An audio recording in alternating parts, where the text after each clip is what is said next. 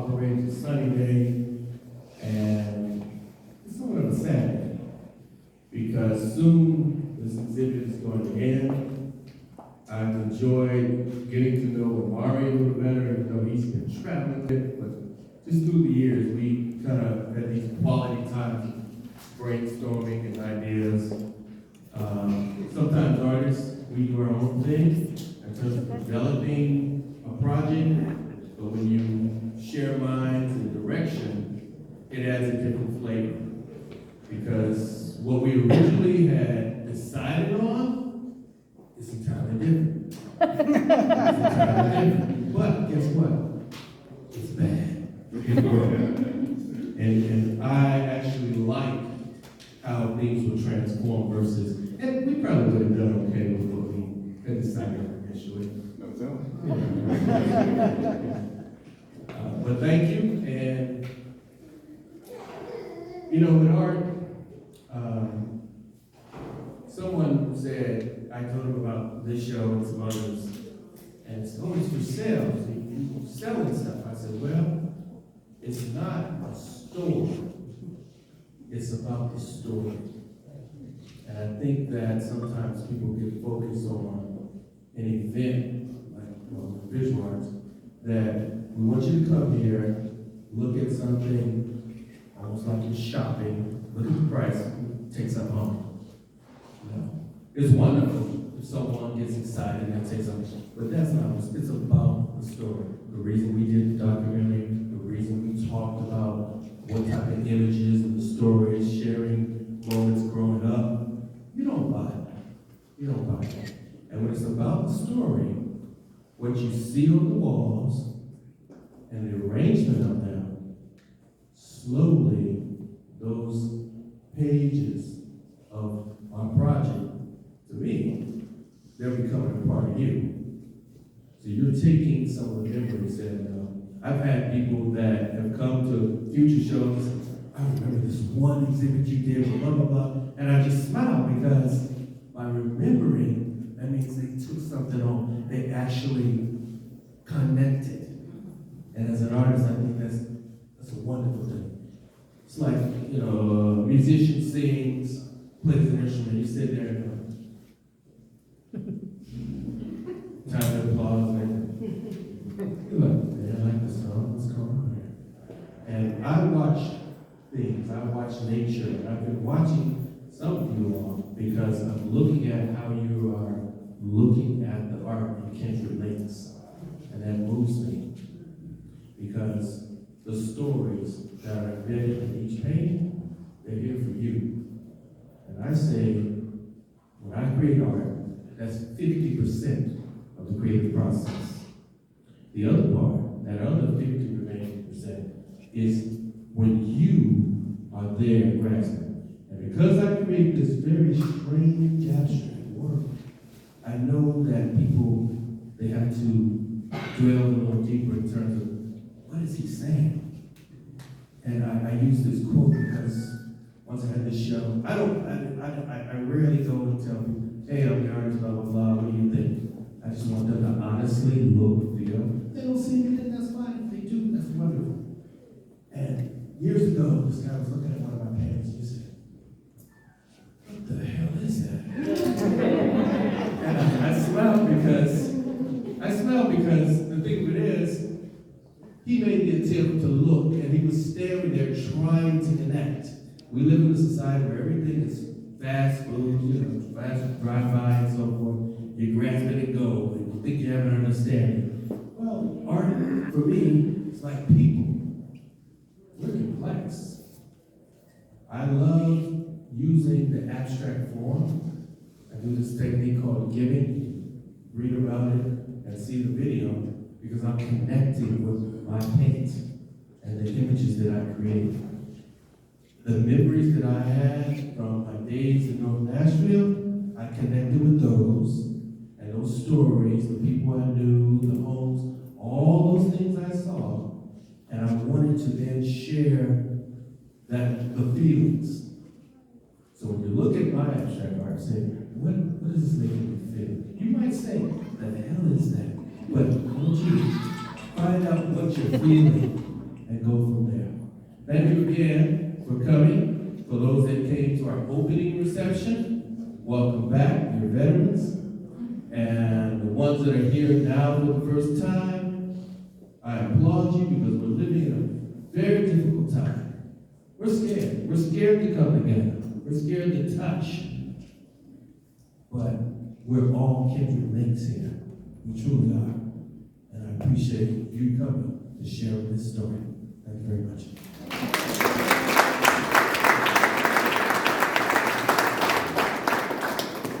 Thank you so much, Henry.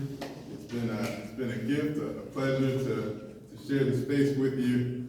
Mark, for curating, Lisa, who is around, I think, yes, Lisa, who's the videographer, put together the incredible videos for us that you see all throughout the exhibit.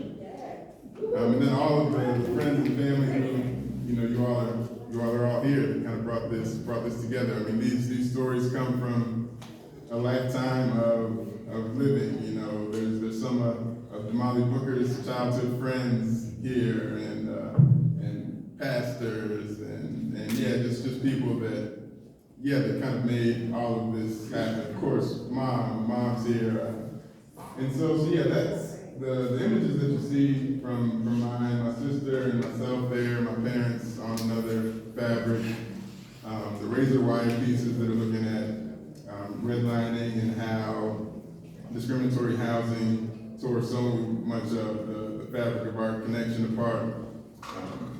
All of these pieces are kind of telling different stories, and really grateful to have this space to do that. These pieces here in this drawer, these few drawers here, called Put Away, telling the stories of indigenous freedom fighters, taking things that are often tucked away in the drawer and flipping them up right so you can see that and see what has gone on in our community and our society, and hopefully we can continue to make movements to make this better. Huge self-portrait of myself, this blackbird. Please engage with that poem. That's a really personal story about some struggles that I've had, and I'm really grateful to be sitting in a different place today, and I'm also grateful for the place that I sat, because that doesn't happen without this. Cut from a different cloth, and I'm kind of pointing out to a few different pieces just because I do want you all to be able to engage, and I'm going to also let Henry share some specifics about pieces that he might want you to check out.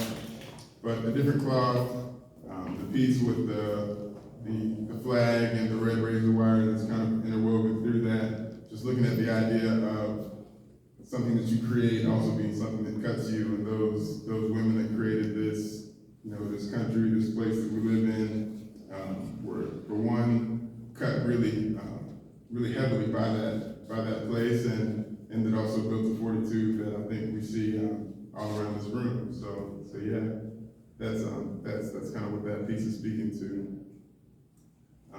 Any materials that you see, the windows, doors, they all came from somewhere. So those came from housing in North Nashville that was torn down, and putting the images of the people and the places on those artifacts, really the things that are coming from communities that at one point we kind of cast aside, and then once the value of them was deemed appropriate, they've been bought up at really rapid rates. And so yeah, we're trying to do what we can to shed light on all those issues and images, and everybody here has some part they're playing in this system, in this society, especially in this community. I mean, if you just put this room together, that's thousands and thousands and thousands of Nashville that's already connected. So we're hoping to share things that take you beyond an art exhibit into whatever you do in your everyday life, and continue to make that difference. So we appreciate you all. Man, so much love for being here. And Henry, do you want to speak to anything specifically as far as work goes? I've got to share something. I looked at the arrangement of the art online, and Mark showed me the layout, and I was really fascinated by that. And thinking back when we were in the car, we drove around different communities, and I'm a poet. And I wrote this poem because I was taking in lot of the stories we were sharing, the imagery we saw, and I told Mark, I said, I got this poem, and I want to send it to you. And he loved it. And it's over here by the Monroe Street piece, which has artifacts of what Omari talked about, because we were picking up things. I get impressions when I touch things. And that's how deeply it gets with me. And this poem came from all the clusters of things touched, images seen, and stories heard and shared. So I'd like to share this with you. I'm a child from the generation that said, yes, you know how to play, but you better be home before the street lights come on. And this piece, this poem,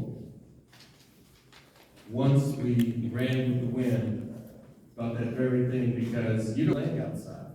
And with gentrification and all, the housing is entirely different, how people interact. And so those families of children that used to do that, and now families are being changed and all. I tried to capture this piece. Once we ran with the wind. Eyes searching for old paths, longing to find our lost dreams. Once so easily found in the streets, named after no one we knew or anyone who cared about us. Legs racing from the house, seeing a beacon to get home. Before the streetlights came on, lit for swift children to know, passing, smiling, waving neighbors, better move your butt faster. They knew why you ran, to prevent whippings with a belt for being late, not again. So you ran like a gazelle, swallowing Willa's breath, giving a second wind, pretending to be the hero Flash. Better get home soon, late legs, as trails of dry leaves rise and fall. Quickly hiding our direction so hunters couldn't follow you home, marked that sacred space as condemned. Our house was all we had, but just enough to make us believe we were safe at night. A home where laughter coated the walls, layered memories of joy and pain, welcomed real voices that echoed history, with stories about the now to now. As bowlegs kept moving, knowing we walked on potholes filled with roads to work, we marched on hot, hard streets for justice, we ran through grassy fields to freedom, we danced to release all our heartaches, until weary and worn, but we kept moving, until those legs found their way back home. No matter how far, they never stopped, finding a way to make a way, because stopping isn't in us to do, ever. So when we fall, we rise mighty again, on strong currents with wide wings. We learn to fly away, seeing faces as pavers along the paths, those journeys of rising and falling. So many times we became dizzy, but we just smiled, still moving, and changed motion into music, pulling out songs from our hearts, singing words from our longing, old spirituals of those way makers. Still, we struggle to keep going. No one can see us moving alone. Ghostly glances of us pass, new faces, twisted smiles stand their ground, new roads, new faces, new places. We just gone, vanished overnight, pretending we never existed in these streets. Only secret remains found of us as eyes searching for old paths on the sidewalks, longing to find our lost dreams. Thank you.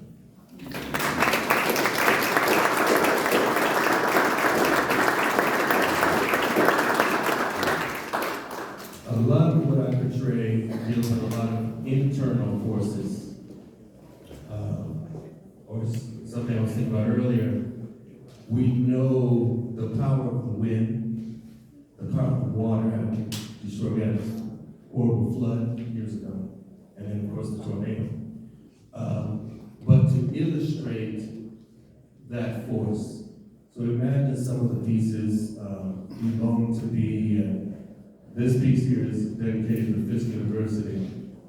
There are a lot of moments in Joel back then. Nine beautiful Fisk sisters surprised me. I came here one day to show the exhibit to some friends. And, you know, everyone has masks on. You really don't recognize somebody unless you really know their pupils and foreheads. And this sister came up, just walked up to me and just looking at me. And I'm talking to my guest. And I was like, yeah, you know, that nonverbal thing. And she said, Henry? Yes, but I'm clueless, right? Anyway, this was a friend from school at Fisk. And then I looked at her and she lowered her mask. I was like, oh my God, that's all. And then over there, they're all AKAs, and there are AKAs here. And this is doing homecoming. And they put up the list. They said, Henry has an exhibit. Let's go see his show. The campus was shut down. And I was like, you guys are wonderful. So, you know, I enjoyed that because when you work towards something, when you come here and take the time to look and find out what the stories are being told and why we did what we did, that means a lot. And believe me, since day one, when I told my parents, after getting accepted to medical school and a research program, and for the USDA forestry, and to do an apprenticeship, and to change from human physiology to botany, but they will pay for that, and all these wonderful, I've always been a science lover, and I said, I want to be an artist.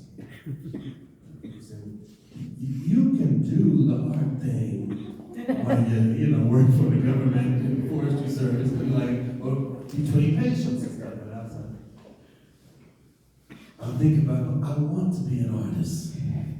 And my father surprised me when I was living in Chicago, called me pre-cell phone days, and I got in the Museum of Science and Industry and the group show.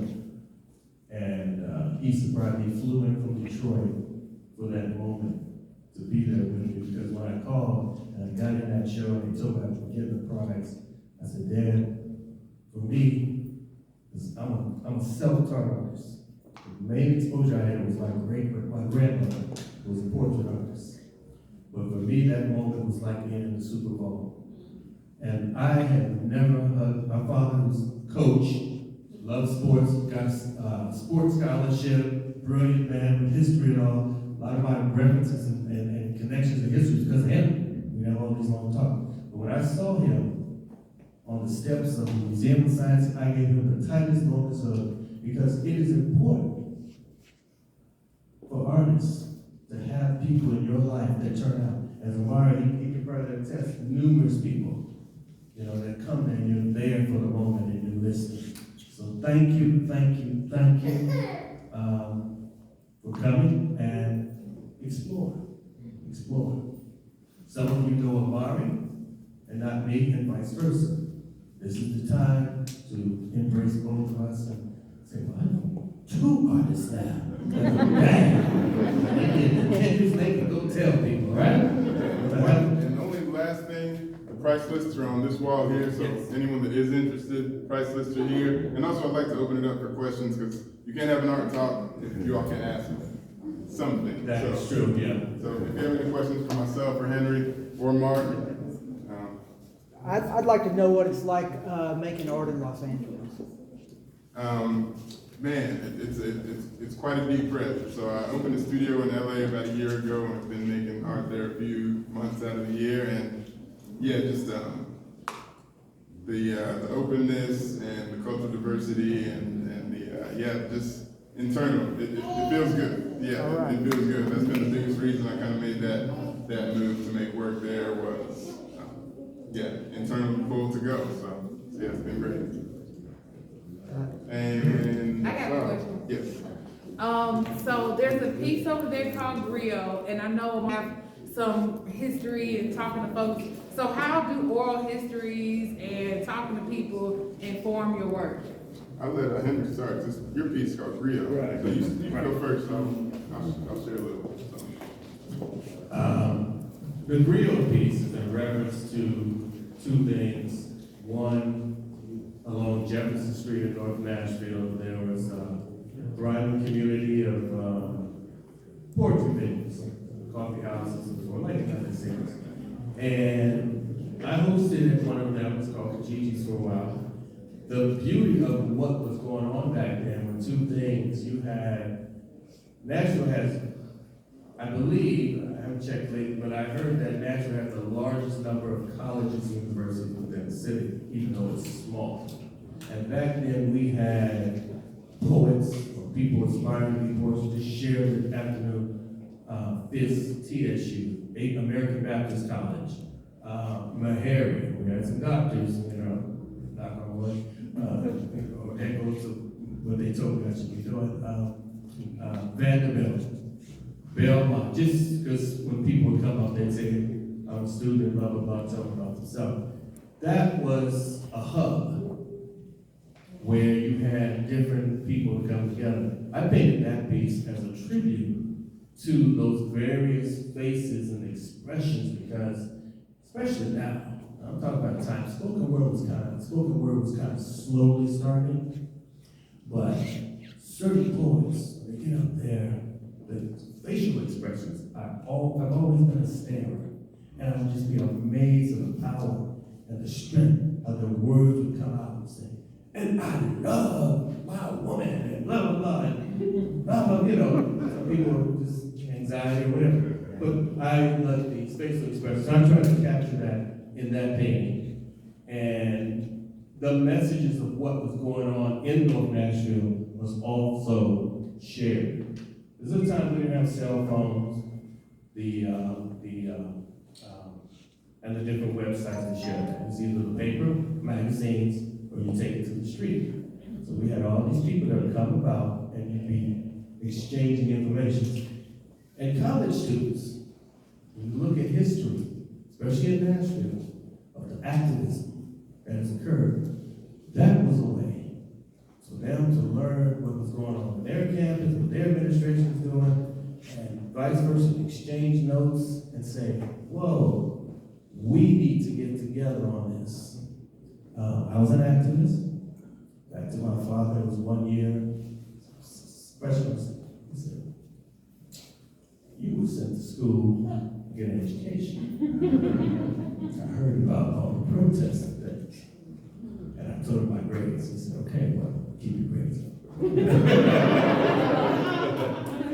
And because I love learning, but we came together and we did things. And so North Nashville and Nashville in general, the civil rights movement and all, and even today, you still have students lingering, continuing the legacy of activism, trying to make the world better. And I truly believe a high percentage of them will become older and still as adults, they're going to say, yeah, that stuff back there about the environment, and that was good, I got out of class, I'm going to become an accountant, I'm going to do this, I'm going to do that.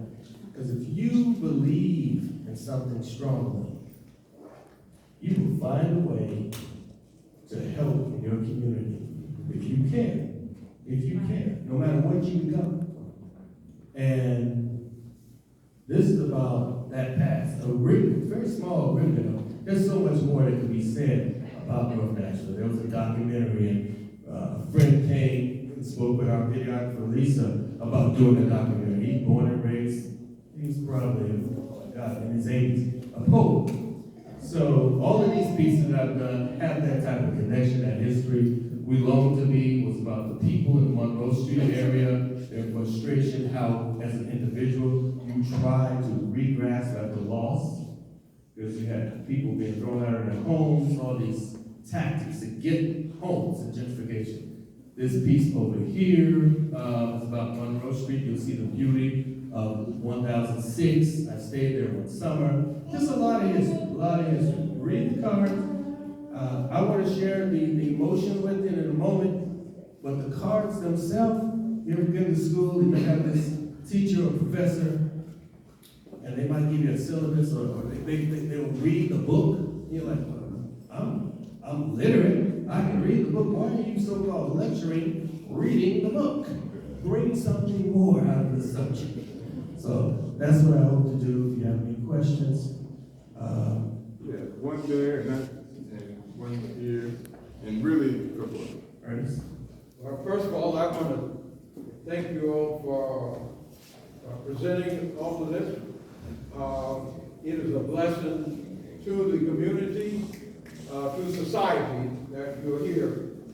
My question is, where do you get your physical, mental, and spiritual energy to do all of this art? Where do you get it from? Ernest is a good friend, and he's seen me involved in a lot of stuff. I just keep, I do have, I think it's insomnia. I would sleep about 4 hours per night, and I was tested years ago. I said, well, if you're functional, then fine, that's just you. 4 hours. But I am up late. I'll probably do some work tonight. I've got different projects. I have a show, 30 pieces at Scared Kid Center here, which is actually about 5 minutes from the Parthenon. There's a art talk and a tour of that, 6 p.m. tomorrow. And there's another show, it's just one piece, a group show, that's been up a while. I'm involved with a lot. A film, one of my poems being turned into a film, and poetry, my second poetry book. This is Black History Month. Been involved in different readings and things like that. Omari? Yeah, we'll do one last question, and then we can just answer questions with each other. And I'm going to kind of answer all three in one, so go for it. Yeah, so this question is from my daughter. She was curious about the birds in the drawer she thought that she saw, and kind of like what you were feeling or conveying. Yeah, for sure. This piece with John Trudell and the indigenous civil rights leaders out in this area. I burned the drawer because John Trudell is again, an indigenous or Native American civil rights leader who burned an American flag on the steps of Congress in protest. And the night that he burned that flag, his home was burned down, and his wife and his 4 children and her mother, they were all in that home that was burned, and they all passed away in that fire. So it's to honor him and to honor that family, and honor their story, and also, kind of pay attention to the sacrifices that people made to make the place what it is. Thank you for the question. It's very good. And just really quickly, I kind of want to speak to both griot in the African tradition, one who brings the message. And so there's griots all over the place. Representative, we've got a griot right here, Minister Freeman, who's right around griot there. There's one who brings the message. It can be Dave Chappelle, it can be a comedian, a hip hop artist. Some of my most powerful griots have been hip hop artists. Nipsey, who this shirt is in remembrance of. So yeah, that's kind of a really important thing to pay attention to. And it's also how this information is passed down from generation to generation to generation. I didn't learn any of this in any school that I've been to, and I went to some good schools for a long time. Never heard about redlining, never heard about John Trudell. Drove past Haddock's Pharmacy, but it was never uplifted as a pillar in the community. So the griots are important because they keep that information flowing that's essential and that the broader culture won't share necessarily. And as far as the energy, I mean, hey, that's great. So I think as an artist, you're blessed to be able to do what you're doing, and our part of it is to bring however much energy to it we can. And I think about it a lot like ministry. I don't think artists are. I mean, you're called to be an artist, so you can kind of run from that call as long as you want, but once it's got you, and then the energy to put out the work, I think that comes with that call. So yeah, thank you all, for sure.